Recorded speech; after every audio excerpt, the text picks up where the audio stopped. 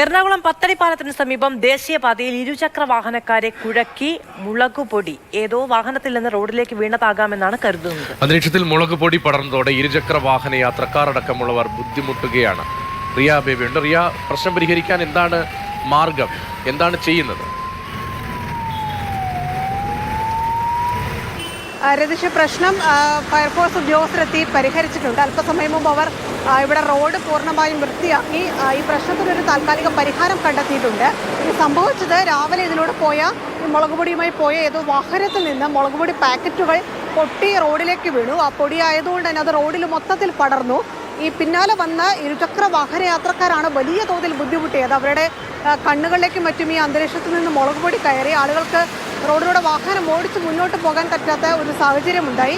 റോഡിൽ നിർത്തി കയ്യിലുണ്ടായിരുന്ന കുപ്പിയിലെ വെള്ളമൊക്കെ ഉപയോഗിച്ച് ആളുകൾ മുഖമൊക്കെ കഴുകിയാണ് തുടർന്ന് യാത്ര മുന്നോട്ട് കൊണ്ടുപോയത്. പിന്നീട് നാട്ടുകാർ തന്നെ ഇവിടെ ഉണ്ടായിരുന്ന തൊഴിലാളികളും നാട്ടുകാരും കച്ചവടക്കാരും ഒക്കെ ഫയർഫോഴ്സിനെ വിളിച്ച് വിവരം അറിയിച്ചു. ഏലൂർ ഫയർ സ്റ്റേഷനിൽ നിന്നുള്ള ഉദ്യോഗസ്ഥർ ഇവിടെ എത്തി വെള്ളം ഉപയോഗിച്ച് റോഡ് പൂർണ്ണമായും ക്ലീൻ ചെയ്താണ് ഈ പ്രശ്നത്തിനൊരു പരിഹാരം കണ്ടെത്തിയത്. എന്തായാലും രാവിലെ ഒരു 9 മണി മുതൽ 10:30 വരെ ഇതിലൂടെ കടന്നുപോയ ഇരുചക്ര വാഹന യാത്രക്കാർക്കാണ് വലിയ തോതിൽ ബുദ്ധിമുട്ടുണ്ടായത്. നമുക്കറിയാം, മുളകുപൊടിയൊക്കെ കണ്ണിൽ വന്നാലുള്ള അവസ്ഥ. അതുകൊണ്ട് തന്നെ ആർക്കും തുടർന്ന് യാത്ര ചെയ്യാൻ പറ്റിയില്ല. അവർ റോഡിൽ നിർത്തിയിട്ട് മുഖമൊക്കെ കഴുകി കണ്ണൊക്കെ ഓക്കെ ആക്കിയാണ് യാത്ര മുന്നോട്ട് പോയത്. ഏത് വാഹനത്തിൽ നിന്നാണ് റോഡിലേക്ക് മുളകുപൊടി പാക്കറ്റുകൾ വീണതെന്ന് വ്യക്തമല്ല. പക്ഷേ റോഡിൽ കുറച്ചധികം പാക്കറ്റുകൾ ഉണ്ടായിരുന്നു. അത് പൊട്ടിയ നിലയിലായിരുന്നു.